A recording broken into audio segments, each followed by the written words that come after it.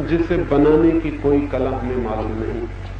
पहली तो बात, जिंदगी क्या है यही हमें मालूम नहीं। मकान क्या है यही मालूम ना हो तो मकान को बनाने की कला बहुत मुश्किल है। और अगर कोई कभी आए और जिंदगी को जान के आके कहे कि जिंदगी ऐसी है, तो हम मानने को राजी नहीं होते, क्योंकि हम जो जानते हैं हम उसे पूरी तरह जानते हैं, हम उससे भिन्न जानने को जरा भी राजी नहीं।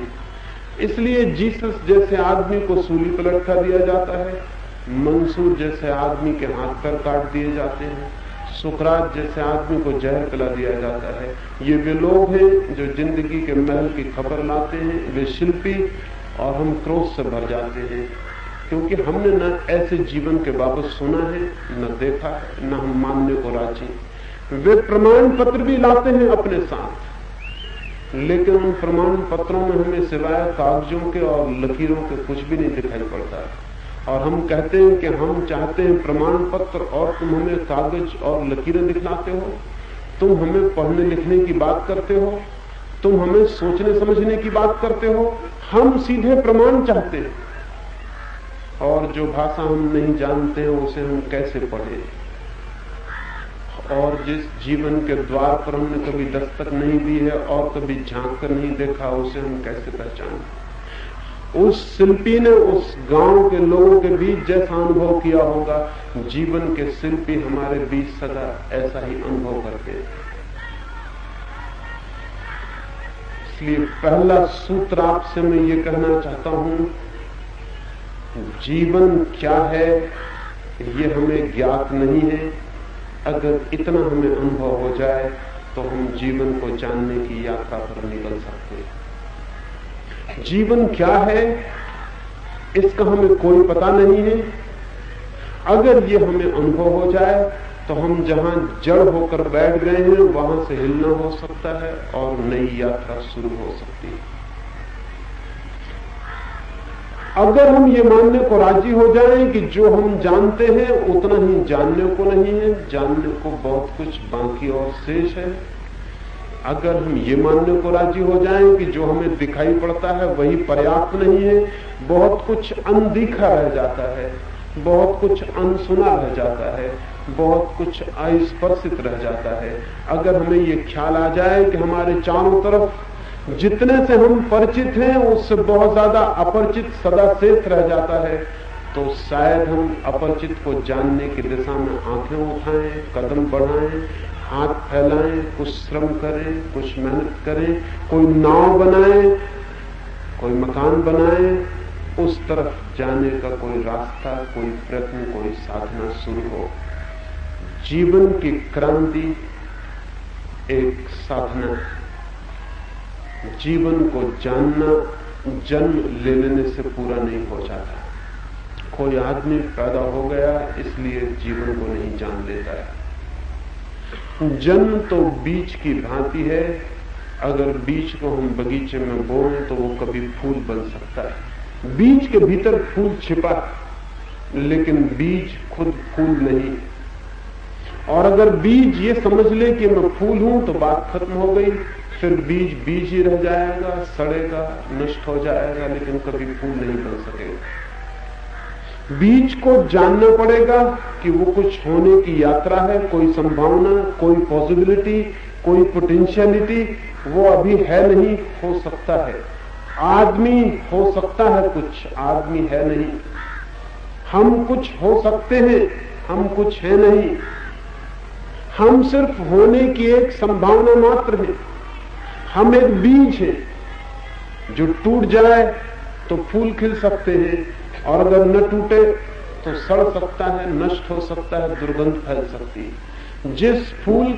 जिस बीज के फूल बन जाने से सुगंध फैलेगी, आकाश में नृत्य होगा रंगों का, वही फूल अगर न बन पाए, बीज ही रह जाए तो सिर्फ दुर्गंध फैलेगी, न कोई नृत्य होगा, न कोई सुगंध होगी, सिर्फ दुर्गंध फैलेगी, सड़ेगा बीज, नष्ट होगा और मरेगा। हम मरते हैं, नष्ट होते हैं, लेकिन न तो हम जीवित हैं और न हम जीवन को उपलब्ध होते हैं। हम उन बीजों की तरह हैं जो पागल हो गए हों और समझते हैं कि हम फूल हो गए। मनुष्य को जानना पड़ेगा कि वो सिर्फ बीज है, एक संभावना है, कुछ हो सकता है, लेकिन हो नहीं गया। ये मैं पहला सूत्र कहना चाहता हूं आपसे। हम हैं कुछ होने के लिए। जैसे कोई तीर किसी प्रत्यंशता पर चढ़ा हो, कोई तीर किसी धनुर्बाण पर चढ़ा हो, और धनुष पर चढ़ा हुआ तीर सिर्फ संभावना है, वो जा सकता है वहां जहां अभी गया नहीं। वो पहुंच सकता है उन लक्ष्यों पर जो बहुत दूर है, लेकिन अभी वो धनुष पर चढ़ा है, अभी कहीं गया नहीं। आदमी धनुष पर चढ़ा हुआ तीर चल जाए तो परमात्मा तक पहुंच सकता है, रुक जाए तो धनुष पर ही रह जाता है। हम शरीर पर चढ़ी हुई आत्माएं हैं, चल जाएं तो परमात्मा तक पहुंच सकते हैं, रुक जाएं तो कब्र के अतिरिक्त और कहीं नहीं पहुंचते, कहीं नहीं पहुंच सकते। लेकिन जन्म को ही हमने सब कुछ समझ लिया। एक आदमी पैदा हो जाता है और मान लेता है कि बस बात पूरी हो गई, अब जीना है। जो जीवन मिला ही नहीं उसे जिएंगे कैसे? सिर्फ जन्म मिला है, जन्म जीवन नहीं है। जन्म केवल मौका है, चाहे तो जीवन मिल सकता है, चाहे तो नहीं भी मिल सकता है। लेकिन चारों तरफ सारे लोग मानते हैं कि यही जीवन है। बच्चा पैदा हो गया, बड़ा हो गया, शिक्षित हो गया, नौकरी कर रहा है, मकान बना रहा है, धन कमा रहा है और जीवन मिल गया, ये जीवन है। फिर मकान बनाते, धन कमाते, नए बच्चों को पैदा करते, यह आदमी एक दिन मर जाता है। ये जन्म से लेकर मरने तक की पूरी यात्रा हो जाती है। जीवन का रस कहां मिलता है, जीवन की सुगंध कहां मिलती है, जीवन का संगीत कहां सुनाई पड़ता है। जैसे कोई आदमी वीणा को कंधे पर रखे हुए जीवन भर घूमता रहे और कहे कि मेरे पास संगीत है, वो झूठ नहीं कहता है, लेकिन झूठ कहता है। एक अर्थ में वो सही कहता है, क्योंकि वीणा उसके पास है जिससे संगीत पैदा हो सकता है, लेकिन वीणा ही संगीत नहीं है। और एक आदमी जिंदगी भर वीणा को रखे घूमता रहे तो भी संगीत अपने आप पैदा नहीं हो जाए। वीणा स्वयं संगीत नहीं है, वीणा से संगीत पैदा हो सकता है। जन्म स्वयं जीवन नहीं है, जन्म से जीवन पैदा हो सकता है। और कोई चाहे तो जन्म की वीणा को कंधे पर रखे हुए मृत्यु के दरवाजे तक पहुंच जाए, उसे जीवन नहीं मिल जाएगा। जन्म तो मिलता है माँ बाप से, जीवन कमाना पड़ता है स्वयं। जन्म मिलता है दूसरों से, जीवन पाना पड़ता है खुद। जन्म मिलता है, जीवन खोजना पड़ता है। जीवन की खोज एक कला है और जन्म ले लेना बिल्कुल ही प्राकृतिक घटना है जिसका कोई बहुत बड़ा मूल्य नहीं है। इतना ही मूल्य है कि उसके बाद जीवन मिल सकता है। लेकिन करोड़ों करोड़ों कभी कोई एक आदमी जीवन को उपलब्ध होता है। हम सब मरे हुए ही जीते हैं और मरे हुए ही मर जाते हैं। हम सिर्फ जन्मते हैं और मर जाते हैं। जन्म और मृत्यु के बीच जो लंबा फासला है, हम सोचते हैं वही जीवन है। धन जरूर हम इकट्ठा करते हैं, ज्ञान भी इकट्ठा करते हैं, पद प्रतिष्ठा भी इकट्ठी करते हैं, और फिर शायद सोचते हैं ये जो इकट्ठा कर लिया यही जीवन है। कितना ही धन इकट्ठा हो जाए, जीवन का धन से क्या संबंध, और कितने ही शास्त्रों का ज्ञान जान लिया जाए और कितना ही बड़ा कोई पंडित हो जाए, जीवन को जानने से पांडित्य का क्या संबंध। और चाहे कोई सारे जगत को जीत ले, सारे पृथ्वी का सम्राट हो जाए, और चाहे कोई चांद तारों पर जाके झंडे गाड़ दे, लेकिन इस सब से जीवन का क्या संबंध। मैंने एक रूसी लोक कथा सुनी। मैंने सुना है कि एक कवि एक वृक्ष के नीचे बैठा हुआ है। सुबह सूरज निकला है और वो कवि उस वृक्ष के नीचे बैठ के अपनी कविताएं पढ़ रहा है। वहां कोई भी नहीं है, सिर्फ वृक्ष पर एक कौआ बैठा हुआ है।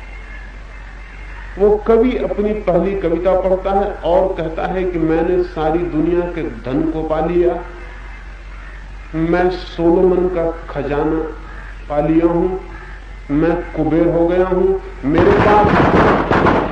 मेरे पास सब कुछ है, जो भी पाया जा सकता है वो मैंने पा लिया है।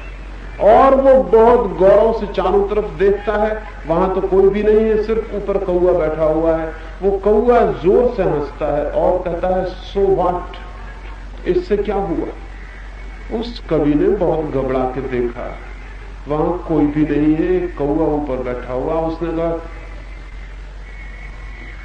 क्या ये कौआ बोल रहा है सो व्हाट? मैंने बड़े बड़े मनुष्यों के सामने अपनी कविताएं पढ़ी है और लोगों ने प्रशंसा की है, और तू एक मूर्ख कौआ कहता है सो व्हाट, इससे क्या हुआ?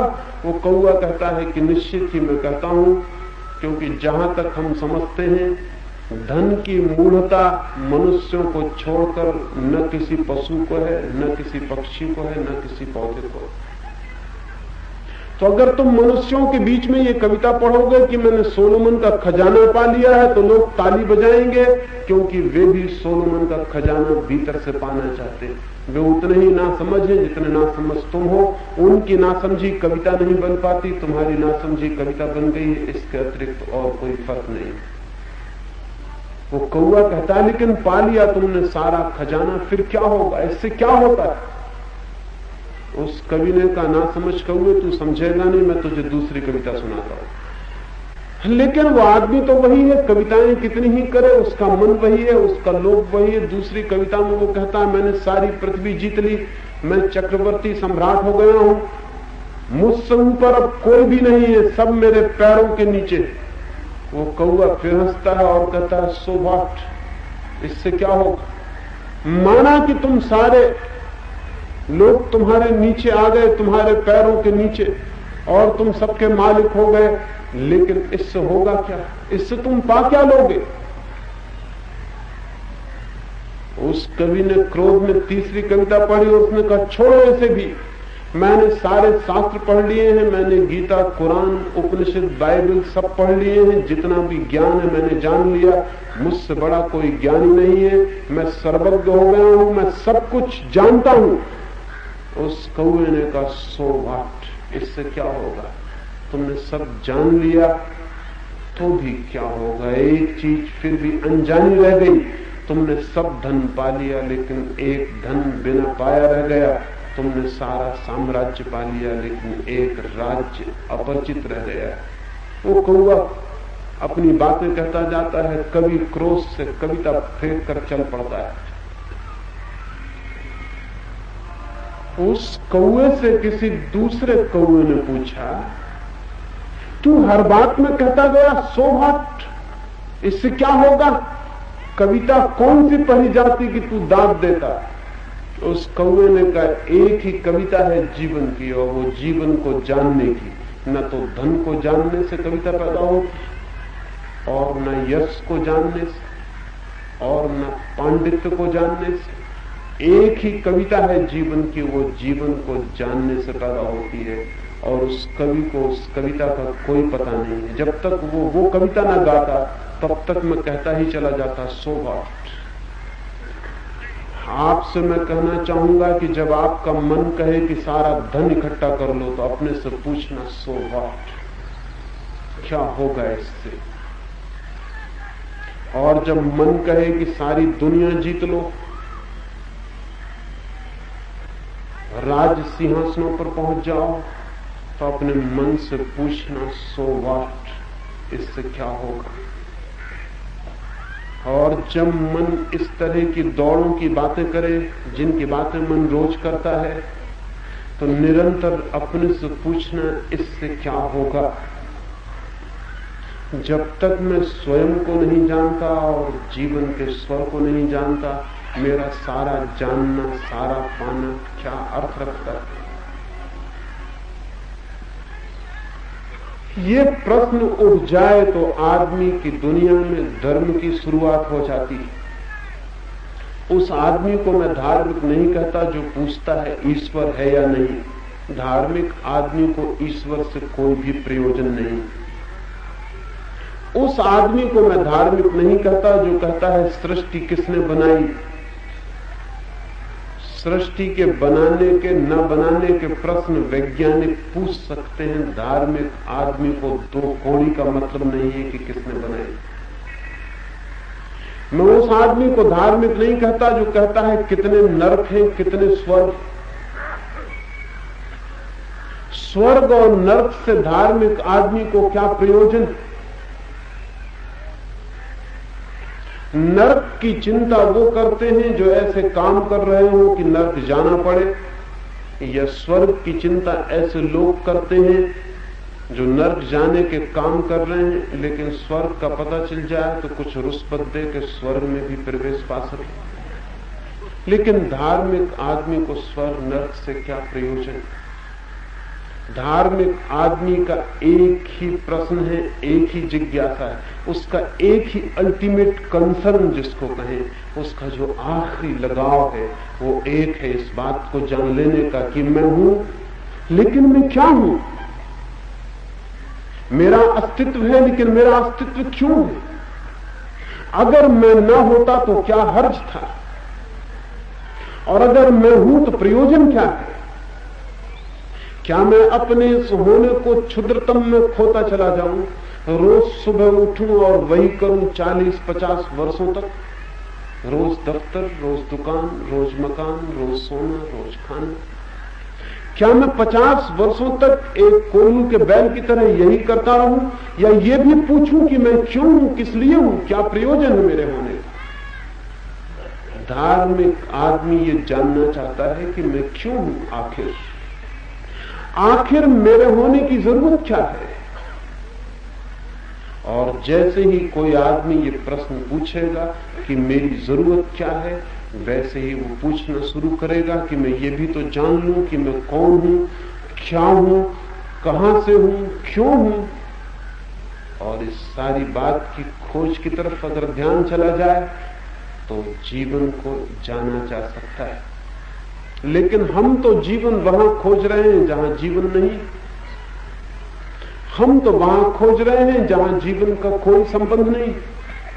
हम वहां खोजते रहे, हम खोजते खोजते खुद मिट जाएंगे और जीवन का हमें कोई पता नहीं पड़ पाएगा। मरते हुए आदमी से पूछो, वो भी यही कर रहा था जो आप कर रहे हैं, लेकिन उसके पहले भी मरने वाले लोगों से उसने ये नहीं पूछा।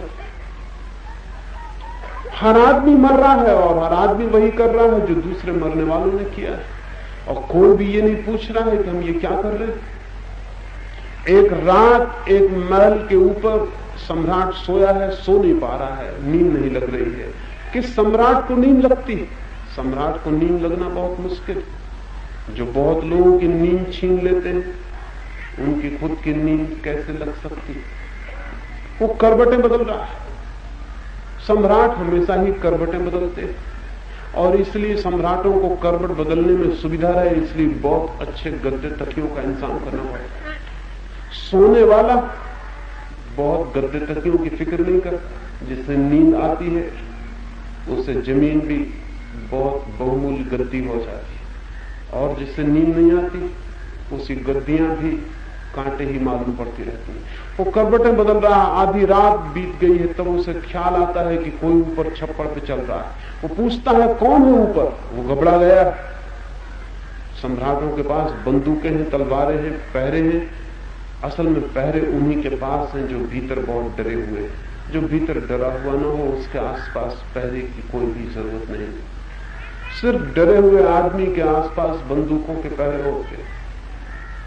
वो एकदम डर गया है, कौन है ऊपर? उसने चिल्ला के पूछा है। ऊपर से किसी ने कहा घबराइए मत, परेशान मत होइए, आपसे मुझे कोई मतलब नहीं, मेरा ऊंट खो गया है, मैं अपने ऊंट को खोज रहा हूं। उस सम्राट ने कहा कोई पागल आदमी मालूम पड़ते हो। महलों की छतों पर ऊंट खोया करते हैं, छप्परों पर, खपड़ों पर ऊंट खोते हैं।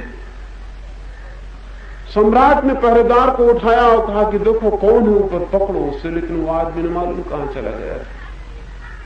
लेकिन सम्राट रात भर सोचता रहा, इसका मतलब क्या है? कोई आदमी छप्पर पर ऊंट खोजता है। वैसे ही नींद नहीं आई, रात भर सोचता रहा। सुबह सुबह झपकी लगी तो उसे सपना दिखाई पड़ा कि सपने में वो आदमी फिर छप्पर पर ऊंट खोज रहा। वो उससे पूछता है कि क्या ऊंट छप्परों पर खोजे जाते हैं? ऊंट छप्परों पर खोते ही नहीं। तो वो आदमी उससे सपने में कहता है, और तुम वहां जीवन खोज रहे हो जहां जीवन खोया ही नहीं। अगर जीवन मिल सकता है धन में, यश में, पद में, प्रतिष्ठा में, तो ऊंट भी छप्परों पर मिल सकते हैं। ऊंट तो छप्परों पर खो भी सकते हैं, लेकिन जीवन न तो धन में खोया है, न पद में, न बाहर के सामान में, न मकानों में। जीवन तो वहां है जहां तुम। वो घबरा के जाग गया है। सुबह वो अपने दरबार में बैठा है, चिंतित है, और तभी एक आदमी दरबार में घुसता हुआ भीतर चला आया। द्वारपाल ने रोकने की कोशिश की, लेकिन वो नहीं रोका। द्वारपाल ने उससे पूछा भी, कहां जाते हो? उस आदमी ने कहा कि मैं धर्मशाला में थोड़े दिन के लिए मेहमान होना चाहता हूं, मैं सराय में रुकना चाहता हूं। उस द्वारपाल ने कहा, पागल हो गए हो? मालूम होता है इस बस्ती में पागल छूट गए हैं। रात एक पागल मकान के ऊपर चढ़ा हुआ है और जो कहता था कि ऊंट खो गया है। एक तुम पागल हो कि राजा के महल को तुम सराय कह रहे हो, धर्मशाला कह रहे हो। ये सराय नहीं है, सम्राट का निवास स्थान है। उसने कहा कि तुमसे बात नहीं करूंगा, सम्राट से ही बात कर लूंगा। वो भीतर गया दरबार में, उसने जाकर सम्राट से कहा कि मैं इस सराय में कुछ दिन मेहमान होना चाहता हूं, आपको कोई एतराज तो नहीं? उस सम्राट ने कहा कि बड़ी मुश्किल की बातें हैं, ये मेरा निवास स्थान है, सराय नहीं। लेकिन वो अजनबी आदमी कहने लगा, निवास स्थान? कुछ वर्षों पहले मैं आया था, तब यहां मैंने इसी सिंहासन पर दूसरे आदमी को बैठे देखा। सम्राट ने कहा, वो मेरे पिता थे, उनका देहावसान हो गया। उस अजनबी आदमी ने कहा, मैं उनके पहले भी आया था, तब मैंने तीसरे ही आदमी को बैठे देखा था। उस आदमी ने, सम्राट ने कहा, वो मेरे पिता के पिता, वो भी चल बसे। वो आदमी हंसने लगा। उसने कहा कि जहां मेरे देखते देखते रहने वाले बदल जाते हैं, उसको निवास स्थान कहना उचित होगा। तुम कितने दिन तक यहां रहोगे?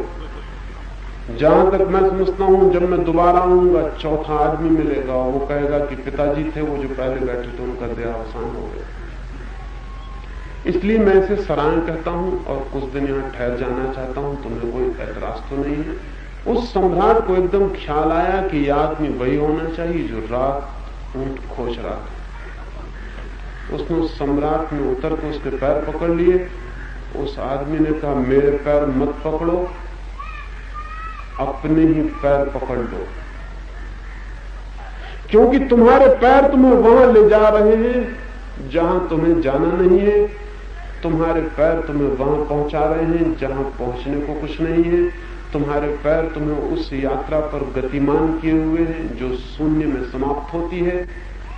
अपने ही पैर पकड़ो और उस तरफ चलो जहां जीवन है, जहां सत्य। वो आदमी, वो सम्राट उसी दिन उस महल को छोड़ के चला गया। उसके घर के लोग कहने लगे, महल को छोड़ के आप कहां जा रहे हैं? उसने कहा, महल होता तो मैं छोड़ के न जाता। सराय है जिसे छोड़ ही देना पड़ेगा, उसे पकड़ के रखने से परेशानी ही होने को और कुछ भी नहीं। लेकिन हम जिंदगी में सराय को घर समझे हुए हैं, कोड़ियों को धन समझे हुए हैं, आसपास की भीड़ को मित्र परिवार समझे हुए हैं, और एक चीज जिसे समझने से कुछ हो सकता था उसको भर अंधेरे में डाले हुए हैं, वो स्वयं के होने को अंधेरे में डाले हुए हैं। कोई अगर आपकी छाती पे आके द्वार खटखटाए और पूछे कौन है भीतर, तो जैसा बाजीद ने कहा था, खोज रहा हूं 50 साल से, मुझे पता नहीं चला, ऐसा आप कह सकेंगे कि खोज रहा हूं पता नहीं चला? खोजा ही नहीं, खोजा ही नहीं है। खोजें और पता न चले तो भी एक बात है, लेकिन खोजा ही न हो तब तो किसी दूसरे को उत्तरदायी भी नहीं ठहराया जा सकता। जीवन क्रांति की दिशा में पहला सवाल है, मैं क्यों हूं? यह अस्तित्व क्यों है? हम किस लिए श्वास ले रहे हैं? किस लिए सुबह उठते हैं? किस लिए रात सो जाते हैं? जीवन एक प्रश्न बनना जरूरी। जीवन एक इंक्वायरी बननी जरूरी, जीवन एक जिज्ञासा और खोज बननी जरूरी। लेकिन हम तो दूसरों की मान लेते हैं, खुद तो खोजते नहीं। दूसरे कह देते हैं यही जीवन है, बाप बेटे से कह देता है यही जीवन है और बेटा मान लेता है। गुरु विद्यार्थियों से कह देते हैं यही जीवन, नेता अनुयायियों को कह देते हैं यही जीवन, जाने वाले आने वालों को कहते चले जाते हैं यही जीवन है, और हम सब मानते चले जाते हैं। जो इस तरह मानते चला जाता है वो आदमी तो अपने को आदमी कहलाने का हकदार भी नहीं है। उसने अपनी तरफ से प्रश्न भी नहीं पूछा, उसने ये भी नहीं पूछा ये जीवन है, और अगर ये जीवन नहीं है तो फिर जीवन क्या है। हम तो जैसे मालूम होता है जीवन के संबंध में भी लोकतंत्र का उपयोग कर रहे हैं, वोट लेकर पता लगा लेते हैं कि जीवन क्या है। जो सारे लोग कहते हैं वो हम मान लेते। मैंने सुना है एक गांव में एक आदमी मर गया, वो मरा नहीं था, बेहोश हो गया। लेकिन गांव के लोग तो जल्दी में होते हैं, कोई मर जाए तो जल्दी उसे विदा करना चाहते हैं। जगह खाली हो, एक और आदमी उसकी जगह आ सके। एक राष्ट्रपति मरता है, वो मर भी नहीं पाता, दूसरे की दौड़ शुरू हो जाती है। उसको पहुंचा भी नहीं पाते कि जहां पहुंचाने जाते हैं वहां चेहरे तो लटके रहते हैं, लेकिन भीतर खोज जारी रहती है कि कौन बैठा है इसकी जगह। वो आदमी मर गया था, उसे जल्दी से वो कब्र में उसको जल्दी से उन्होंने बांधा अर्थी और ले चले। वो आदमी मरा नहीं था, सिर्फ बेहोश था। गांव के अधिकारियों ने भी प्रमाण पत्र दे दिया कि वो मर गया है। जिंदा आदमी की कोई तलाश नहीं करता, मरे हुए आदमी की कौन तलाश करता है। प्रमाण पत्र दे दिया गया कि वो मर गया है, वो उसे ले गए। वो जब उसे कब्र में उतारने को नीचे उतारा तो वो आदमी करवट लेकर उठ के बैठ गया और उसने कहा लेकिन मैं जिंदा हूं। गांव के लोगों ने कहा ऐसे कैसे हो सकता है, हम प्रमाण पत्र लाए हैं कि तुम मरे हो, और अधिकारी ने दिया हुआ, और हमारा अधिकारी कभी भूल नहीं कर सकता। उस आदमी ने कहा होगा ये, लेकिन मैं जिंदा हूं। लेकिन उन लोगों ने कहा हम कैसे मान सकते हैं, ऐसा कभी हुआ नहीं। उस आदमी ने चारों तरफ नजर दौड़ाई, 50 आदमी उसको विदा करने आए थे। उसमें गांव का एक न्यायाधीश भी था, उसके निष्पक्ष होने का ख्याल था। उसने उस न्यायाधीश से हाथ जोड़े कि आप कृपा करके कुछ निर्णय करें, मैं जिंदा हूं। उस न्यायाधीश ने कहा आप लोगों ने कथित मरे हुए आदमी का वक्तव्य सुना, आप सब लोगों की क्या गवाही है। उन सब लोगों ने कहा हम कैसे, अधिकारी के खिलाफ हम कैसे बोल सकते, सारे गांव के सामने प्रमाण पत्र दिया गया है कि आदमी मर गया, हम मानते हैं कि आदमी मर गया। उस न्यायाधीश ने कहा तब मैं भी निर्णय देता हूं कि इसे दफना दिया जाए, कि आदमी जिंदा नहीं। आप क्यों हंसते, वो तो मरने के संबंध में दूसरों से निर्णय लिया था, हमने तो जीवन के संबंध में दूसरों से निर्णय लिया हुआ है। जीवन के संबंध में हम दूसरों की बात माने हुए बैठे हैं। दूसरे कहते हैं यही जीवन है, दौड़ो, धन कमाओ, मकान ऊंचा से ऊंचा बनाते चले जाओ, जमीन से चांद तक की यात्राएं करो और मरो, यही जीवन है। दूसरे कहते हैं हजारों हजारों साल की गवाही, न्यायाधीश कहते हैं, नेता कहते हैं, समझदार लोग कहते हैं, चारों तरफ की भीड़ कहती है, और इस भीड़ के दबाव में हर आदमी मान लेता है यही जीवन। और मैं आपसे कहना चाहता हूं ये जीवन बिल्कुल नहीं, ये मरने से भी ज्यादा बदतर, इसका जीवन से कोई भी संबंध नहीं। जीवन कुछ बात ही और, ये सिर्फ आजीविका है, ये लाइफ नहीं है, सिर्फ लिविंग, ये सिर्फ रोटी रोजी कमाना, और रोटी रोजी कमाने का उपयोग है। अगर उस जीवन की खोज जारी हो, और अगर उस जीवन की खोज जारी नहीं है तो रोटी रोजी को कमाना बिल्कुल फिजूल, बेमानी है, उसका कोई अर्थ नहीं, कोई प्रयोजन नहीं। जिस बीज से फूल आने को ना हो उसमें फिर पानी और खाद डालना बेमानी है। खाद और पानी हम इसलिए डालते हैं कि फूल आ सके, फूलों के लिए खाद और पानी है, लेकिन खाद और पानी हम दिए चले जा रहे हैं, और ऐसा लगता है कि जैसे पौधे का जीवन का एक ही लक्ष्य है कि खाद और पानी मिलता चला जाए। न कभी फूल आते हैं, न कभी सुगंध फैलती है, न कभी कोई वीणा बजती है। क्या है ये, कैसा जीवन? एक प्रश्न उठ जाना जरूरी है, क्या यही जीवन है? बहुत कठिन है प्रश्न पूछना। दूसरों से पूछना तो बहुत सरल है, क्योंकि बंधे बंधाए उत्तर दूसरों के पास तैयार। खुद से पूछना बहुत मुश्किल, क्योंकि वहां बंधे बंधाए उत्तर नहीं है। वहां प्रश्न पूछने का मतलब एक लंबे श्रम और एक साधना और यात्रा से गुजरना है। लेकिन हमने जीवन के सब महत्वपूर्ण प्रश्नों को, जवाबों को बांध के तय करके रख लिया है। सब हमें सिखा दिया गया है, सब कल्टीवेटेड उत्तर है हमारे पास। और जब भी जिंदगी सवाल उठाती है हम फौरन उत्तर दे देते हैं, अपना दे देते हैं, दूसरों से दिलवा लेते हैं। हम भी जो उत्तर देते हैं वो भी दूसरों से सीखा हुआ उत्तर ही है। वो भी हमें फीड इन किया गया है, वो भी बचपन से हमारे दिमाग में डाला गया है। अगर कोई आदमी कहता है कि नहीं ये जीवन नहीं है, शरीर का जीवन जीवन नहीं है, आत्मा का जीवन जीवन है, वो आदमी भी हो सकता है किसी किताब में पढ़ कर कह रहा हो, किसी गुरु से सुनकर कह रहा हो, और 100 में 99 मौके यही है तो उसने किसी से सुन के ये बात कही। अगर वो सुन के कह रहा है तो ये भी बेमानी है, इसमें भी कोई अर्थ नहीं। कौन जानता है आत्मा है या नहीं? खुद ही जानना पड़ेगा, दूसरे के उत्तर काम नहीं दे सकते। कौन कह सकता है कि शरीर के साथ सब नहीं मर जाता है? जो जानता है वही कह सकता है, लेकिन उसके कहे हुए का उपयोग दूसरे के लिए क्या है? दूसरे के लिए तो आकाश में गूंजती हुई आवाज से ज्यादा नहीं है उसकी बात। कोई कहता है कि आत्मा है, मैं कहता हूं कि आत्मा है, क्या मतलब है इससे? आप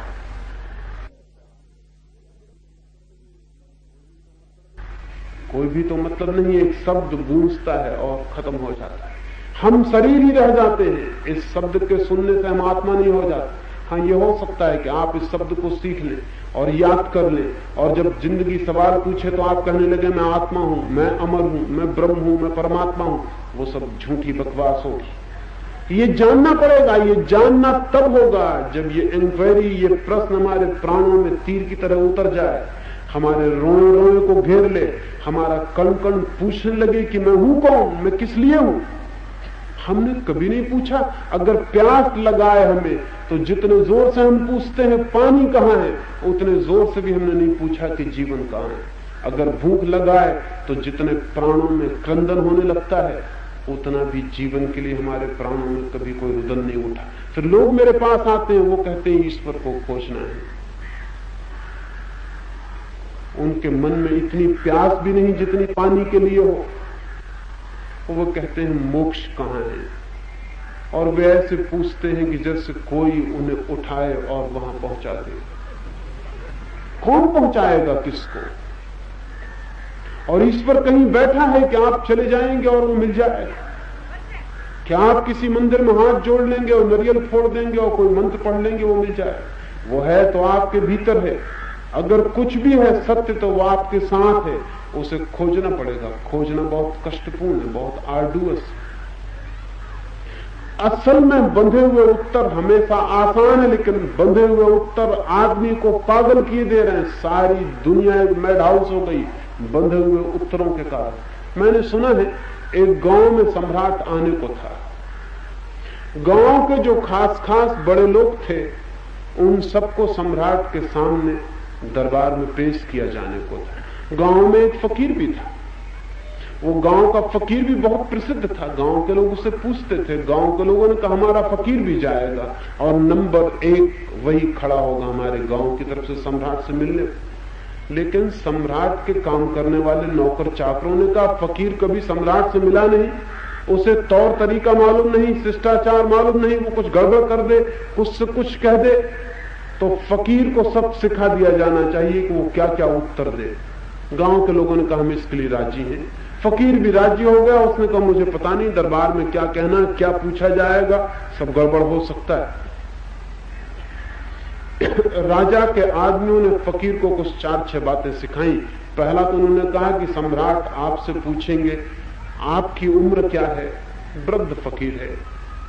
आपकी उम्र कितनी है? उसने कहा मेरी उम्र 70 वर्ष।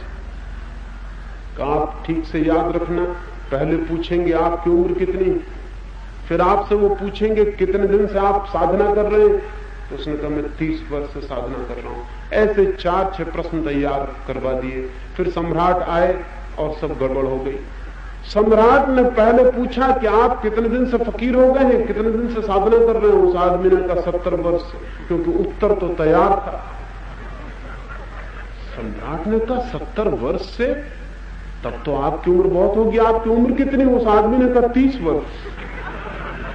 उत्तर तो तैयार था। सम्राट ने कहा कि इम्पॉसिबल, ये तो हो नहीं सकता, ये तो असंभव है। 30 साल आपकी उम्र है और 70 साल से आप साधना कर रहे हैं, आप पागल तो नहीं है? या तो आप पागल हैं या मैं पागल हूं। उस फकीर ने कहा हम दोनों पागल हैं। सम्राट ने कहा क्या मतलब, तुम मुझे पागल कहते हो? उस फकीर ने कहा कि निश्चित, क्योंकि आप गलत सवाल पूछ रहे हो, मुझे गलत जवाब देने पड़ रहे हैं और सब तैयार है और पहले से नौकर चाकरों ने सब सिखा के रखा है कि गड़बड़ करना मत। आप पागल हैं क्योंकि आप गलत सवाल पूछ रहे हैं और मैं पागल हूं क्योंकि मैं गलत जवाब दे रहा हूं। लेकिन मेरी मजबूरी, सब उत्तर तैयार है। हमारे सब उत्तर भी तैयार है। अगर परमात्मा के सामने कभी हम खड़े किए गए और परमात्मा ने हमसे कुछ सवाल पूछे तो एक आध उत्तर आपका अपना होगा, एक आध ऐसा उत्तर होगा जो आप कह सके मैं दे रहा हूं। अगर एक भी उत्तर ऐसा आपके पास नहीं है तो आपको जीवन की कोई रूपरेखा, कोई ओर छोर कुछ भी नहीं मिल सकता। परमात्मा के सामने आप खड़े हैं समझ लें और पूछा गया है कुछ, एक भी उत्तर आपके पास अपना है या कि सब सीखा हुआ, स्कूल में सीखा हुआ, पाठशाला में सीखा हुआ, गुरु के पास, साधु के पास, मुनि के पास, शास्त्र में, समाज से, माँ बाप से सब सीखा हुआ, एक उत्तर आपका अपना नहीं। कम से कम जीवन के संबंध में तो एक उत्तर अपना होना चाहिए। जीवन क्या है ये प्रश्न ही पैदा नहीं होता हमारे भीतर, उत्तर कहां से आएगा ये प्रश्न ही हमने नहीं पूछा है और हम पूछने में डरते भी हैं, क्योंकि अगर हम ये पूछेंगे तो जैसे हम जीवन समझ रहे हैं वो सब अस्त व्यस्त होना शुरू हो सकता है। एक आदमी पागल की तरह धन इकट्ठा किए जा रहा है, अगर वो पूछे कि जीवन क्या है तो निश्चित है ये बात कि पागल की तरह कल धन इकट्ठा नहीं कर सकेगा, ये प्रश्न सब गड़बड़ कर देगा। अगर धन पागल की तरह इकट्ठे करते चले जाना है तो प्रश्न से बचना जरूरी है, इसलिए हम सब अवॉइड कर रहे हैं, जिंदगी के असली सवालों को हटाते हैं, कहते हैं कल पूछ लेंगे। जवान आदमी कहता है अभी तो मैं जवान हूं, परमात्मा की बातचीत बुढ़ापे में पूछ लूंगा। आदमी कहता कल पूछ लेंगे, परसों पूछ लेंगे। रोज हम आगे टालते हैं, रोज हम आगे टालते हैं। क्यों इतना डर है? जीवन के असली सवाल जो अभी इसी वक्त पूछे जाने चाहिए, क्योंकि जिंदगी का अगर कोई भी अर्थ खुल सकता है तो अभी और यहां, हियर एंड नाउ, कल नहीं, क्योंकि कल तो है ही नहीं, जब भी है आज और अभी। मैंने सुना है एक सूफी फकीर एक तीर्थ यात्रा पर निकला हुआ है, 4-6 मित्र और साथ थे, एक गांव में ठहरे, उन चारों ने भीख मांगी। फिर उस सूफी फकीर को कहा कि तुम जाओ और बाजार से हलवा खरीद लाओ। वो हलवा खरीद के ले आया। फिर उन 5 में विवाद होने लगा, क्योंकि हलवा थोड़ा था, 5 वे ज्यादा थे, भूख ज्यादा थी, और उनमें विवाद होने लगा कि सबसे ज्यादा हिस्सा किसे मिलना चाहिए। उनमें एक भक्त था, उसने कहा मैं भगवान का सबसे ज्यादा प्यारा हूं, मुझे हिस्सा ज्यादा मिलना चाहिए। उनमें एक योगी था, उसने कहा क्या बात करते हो, मुझसे ज्यादा शीर्षासन किसी ने कभी नहीं किया, मुझे ज्यादा मिलना चाहिए। उनमें तीसरा एक पंडित था, उसने कहा मेरे से ज्यादा शास्त्र जानने वाला कोई भी नहीं है, हलवा पर पहला हक मेरा है, जो बचे वो तुम्हारा, पहले मैं लूंगा। आखिर विवाद बढ़ गया और सुबह तो बीत गई, सांझ आ गई, वो हलवा एक तरफ रखा है, विवाद बढ़ता चला गया और निर्णय नहीं हो सका कि कौन ले। तब उस सूफी फकीर ने कहा एक काम किया जाए, हम पांचों सो जाएं और रात जो सबसे श्रेष्ठ सपना देखे वो सुबह बताएं। हम पांचों अपने सपने बताएं, जिसका श्रेष्ठतम सपना होगा वही मालिक। रात भर सोना पड़ा। सुबह उठ के ही भक्त ने कहा कि मैंने सपना देखा कि भगवान खड़े हैं और कह रहे हैं तुझसे ज्यादा प्यारा भक्त मेरा कोई भी नहीं है, इसलिए मैं कहता हूं कि हलवे पे मेरा हक है। योगी ने कहा कि मैं जैसे ही सोया देखा कि समाधि की अवस्था में चला गया हूं। ऐसी निर्विकल्प समाधि जैसी मुश्किल कभी किसी को मिलती। हकदार में हूं। उन चारों ने अपने दावे किए। फिर पांचवा उस सूफी फकीर का सवाल आया। उससे पूछा तुम्हारा क्या कहना है? उसने कहा कि मैंने रात में देखा कि भगवान मुझसे कह रहे हैं उठ और हलवा खा, तो मजबूरी थी, आज्ञा मुझे पालन करनी पड़ी, मैं तो हलवा खा गया।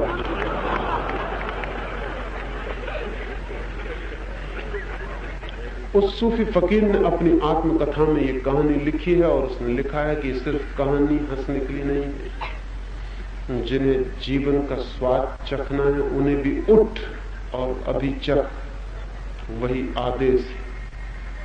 वो कल के लिए नहीं हो सकता है, और जो सपने देख रहे हैं वो कल के लिए खोते चले जाएंगे। जीवन एक प्रश्न बनना चाहिए। अपनी जिंदगी को एक प्रश्न बनाइए। कठिनाई होगी, बेचैनी होगी, जिंदगी में बहुत प्रश्न वैसे ही हैं, ये प्रश्न और परेशान करेगा, लेकिन इस प्रश्न की बेचैनी बड़ी सार्थक है। अगर ये प्रश्न बेचैन कर दे तो हम बहुत शीघ्र जीवन के द्वार पर भी पहुंच सकते हैं। अगर ये प्रश्न पूरे प्राणों को मथ डाले तो वो अमृत भी निकल सकता है जो मंथन से निकलता है। अगर ये प्रश्न धक्का दे दे और किसी यात्रा पर पहुंचा दे तो हम वहां भी पहुंच सकते हैं जहां प्रभु का मंदिर। लेकिन ये प्रश्न की बेचैनी लेनी जरूरी है। इसलिए पहला सूत्र जीवन क्रांति के लिए आपसे कहता हूं, एक प्रश्न पूछने वाला चित्त चाहिए, जवाब पकड़ लेने वाला नहीं, उत्तर पकड़ लेने वाला नहीं, प्रश्न पूछने वाला चित्त। हिम्मतवर आदमी पूछता है, नपुंसक और कमजोर केवल दूसरों के उत्तर पकड़ लेता है और बैठ जाता है। कोई हिंदू बन के बैठ गया है, कोई मुसलमान, कोई जैन, कोई ईसाई, कोई सिख, कोई कुछ और। हम सारे लोग कुछ बन के बैठ गए। ये हम कैसे बन के बैठ गए? ये उत्तर हमारे सीखे हुए हैं, ये हमने नहीं पूछे हैं, ये हमने परमात्मा से सीधी टक्कर नहीं ली है, हम आमने सामने खड़े नहीं हुए, हमने कोई एनकाउंटर नहीं किया, हमने जिंदगी को पकड़ के नहीं पूछा है कि क्या हो। हमने दूसरों के उधार उत्तर मान लिए और फिजूल की चीजों को हम नापते फिर रहे हैं। एक आदमी बाजार में 2 पैसे की मटकी खरीदता है तो चारों तरफ ठोक बजा के देखता है। एक मटकी 2 पैसे की खरीदने वाला ठोक बजा के देख रहा है। और जिंदगी हम सब उधार बारूद दूसरे के ज्ञान पर बैठे हुए। दूसरे के ज्ञान पर बैठा हुआ आदमी अज्ञान पर बैठा हुआ है। दूसरे के ज्ञान को जिसने अपनी मुट्ठी में बांधा है वो समझ ले उसकी मुट्ठी में कुछ भी नहीं है। दूसरे के ज्ञान के आधार पर जिसने समझ लिया कि मैं जान गया हूं, उससे ज्यादा खतरनाक अज्ञानी खोजना मुश्किल। दूसरों के उधार उत्तर जिसके पास है और अपना प्रश्न नहीं है, वो आदमी मुर्दा है, वो आदमी जिंदा नहीं। एक तीर चाहिए पूछने वाला प्राणों में जो पूछे। और अगर हम पूछने की हिम्मत जुटाएं तो परमात्मा उत्तर देने को हमेशा तैयार, लेकिन हम पूछे ही नहीं तो उत्तर भी उसका नहीं आ सकता है। जो पूछते हैं उन्हें उत्तर मिलता है। एक फकीर था, वो रोज रोज ये कहता था कि द्वार खटखटाओ और द्वार खुलेंगे, जैसा जीसस ने कहा है, knock and the door shall be opened unto you. खटखटाओ और द्वार खुलेंगे। एक बूढ़ी औरत राबिया भी उसकी सभाओं में बैठ के सुना करती थी। वो रोज कहता था खटखटाओ, दरवाजे खुलेंगे। एक दिन राबिया खड़ी हुई और उस बूढ़ी औरत ने कहा बहुत हो चुका सुनते सुनते, खटखटाओ खटखटाओ। कब तक कहते रहोगे खटखटाओ? द्वार बंद ही नहीं है, आंख खोल कर देखो, द्वार खुला हुआ, लेकिन आंख कौन उठाए? प्रश्न से भरी आंख खोज शुरू कर देती है, प्रश्न से भरी आंख उठती है, प्रश्न से भरी आंख पूछती है, और जो पूछता है वो किसी न किसी क्षण उपलब्ध हो जाता है उस उत्तर को, जिसे पा लेने के बाद जीवन क्या है यह हमें दूसरों से नहीं मानना पड़ता है। जीवन क्या है यह हम जान लेते हैं, और जब हम जीवन को जानते हैं इस तरह जैसे खून दौड़ता हो अपनी नसों में, और जब हम जीवन को जानते हैं इस तरह जैसे श्वास दौड़ती हो फेफड़ों में, और जब हम जीवन को जानते हैं इस तरह जैसे प्रेम हृदय के कोनों में सरकता हो, और जब हम जीवन को जानते हैं इस तरह जैसे गंगा बहती है, हवाएं बहती हैं, आकाश में तारे खिलते हैं, जब हम जीवन को उसकी पूरी समग्रता में अपने प्राणों से जानते हैं, तो एक विस्फोट, एक एक्सप्लोजन हो जाता है, एक नया आदमी हमारी जगह आ जाता है। हम गए, द ओल्ड मैन, वो जो पुराना आदमी था गया, उसकी जगह बिल्कुल नया आदमी आ जाता है। उस नए ताजे आदमी का नाम ही धार्मिक आदमी। इन 3 दिनों में मैं उन सूत्रों की बात करूंगा कि वो नया धार्मिक आदमी कैसे आ जाए। प्रत्येक के भीतर वो मौजूद है, बुलाना है, पुकारना है, उसे बाहर लाना है। ऊपर हम खोल पुराने कपड़े पहने हुए बैठे, इन्हें फेंक देना है। इनके फेंकते ही नया अंकुर भीतर से निकल आएगा, और उस अंकुर पर बड़े फूल खिलते हैं। उन खिले हुए फूलों का नाम ही परमात्मा का अनुभव। उन फूलों में बड़ी सुगंध फैलती है, उस फैली हुई सुगंध का नाम ही प्रार्थना है। उन फूलों में बड़ा अमृत है। उस अमृत को जो जान लेता है, उसे जानने को फिर कुछ शेष नहीं रह जाता, और उस अमृत को जो पा लेता है वो सब पा लेता है। उस अमृत को पा लेने वाले से तुम सब छीन लो तो वो हंसता रहेगा, क्योंकि तुम उसका कुछ भी नहीं छीन सकते हो। उसने वो चीज पाली जो नहीं छीनी जा सकती है, और हमारे पास जो कुछ भी है वो सब छीना जा सकता है। जिसके पास वही संपदा है जो छीनी जा सकती है, वो आदमी निर्धन, और जिसके पास वो संपदा आ जाती है जो नहीं छीनी जा सकती, वो आदमी संपत्तिशाली हो जाता है, वो प्रभु के राज्य का मालिक हो जाता है। तो आज एक प्रश्न पूछने के सूत्र पर आपको छोड़ देता हूं। पूछें, रात सोते पूछें, सुबह उठते पूछें, खाना खाते पूछें, दुकान पर काम करते पूछें, दफ्तर में जाते पूछें, जीवन क्या है? क्या यही जीवन है? कोल्हू की बैल की तरह मैं घूमता रहूं, यही है जीवन? और किसी बंधे हुए और बासे उत्तर को स्वीकार न करे, निश्चित ही वो उत्तर आएगा जो आपका अपना है और जो परमात्मा देता है। मेरी बातों को इतने प्रेम और शांति से सुना, उससे बहुत अनुग्रहित हूं, और अंत में सबके भीतर बैठे परमात्मा को प्रणाम करता हूं। मेरे प्रणाम स्वीकार करें।